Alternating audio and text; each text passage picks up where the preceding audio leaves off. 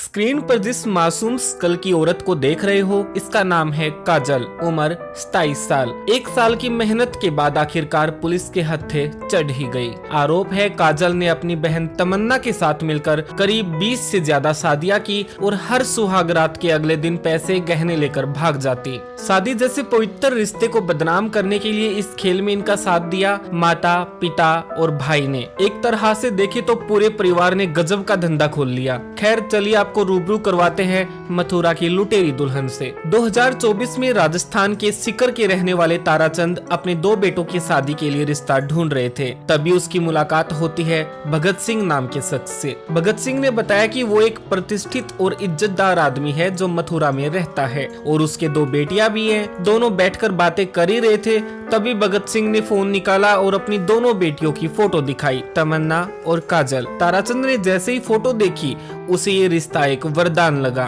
उसने शादी के लिए तुरंत हाँ कर दी। दोनों परिवारों ने मुलाकात की, शादी की सहमति बन गई। पंडित ने अपने आधार पर रिसर्च की और 21 मार्च की शादी की तारीख पक्की कर दी। ताराचंद के बेटे और परिवार में खुशी का माहौल। शादी की जोर शोर से तैयारियां चल रही थी क्योंकि 10 दिन ही बचे थे। तभी भगत सिंह का फोन आता है और वो बताता है कि उसके पास थोड़ा पैसों की प्रॉब्लम है और वो चाहता है कि दोनों बेटियों की शादी धूमधाम से हो, तो इसके लिए उसे 11 लाख रुपए की जरूरत है। नई नई रिश्तेदारी थी, ऊपर से दोनों बेटों की शादी। ताराचंद ने अगले दिन ही 11 लाख रुपए भगत सिंह के खाते में ट्रांसफर कर दिए। फिर आई शादी की 21 तारीख। हंसी खुशी और जश्न के माहौल में तमन्ना और काजल ससुराल आ गई। इसके बाद शुरू हुआ खेल। सुहागरात के अगले दिन पति जब सुबह सोकर उठा तो पत्नी गायब। दूसरे भाई से पूछा तो उसने बताया कि काजल भी गायब है। घर में और पड़ोस में पूछने पर पता चला कि किसी ने उन्हें नहीं देखा। पूरे परिवार में सन्नाटा पसर गया। शक के चलते जब गहने और नकदी देखी तो वो भी घर से गायब मिली। ताराचंद के पैरों तले जमीन निकल चुकी थी।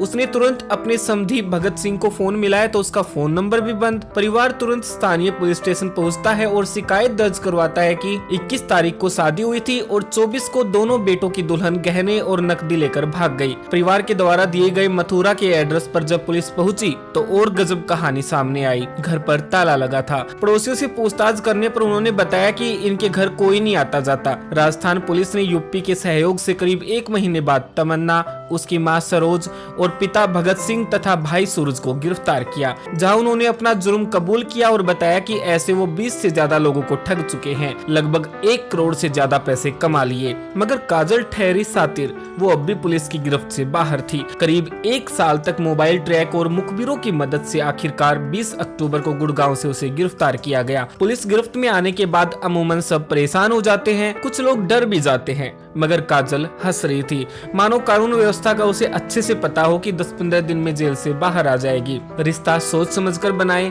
क्योंकि ये केस अब आम बात हो गई है। खैर आपकी इन औरतों पर क्या राय है, कमेंट करके अपनी प्रतिक्रिया जरूर दें। वीडियो में हमारे साथ अब तक बने रहने के लिए धन्यवाद।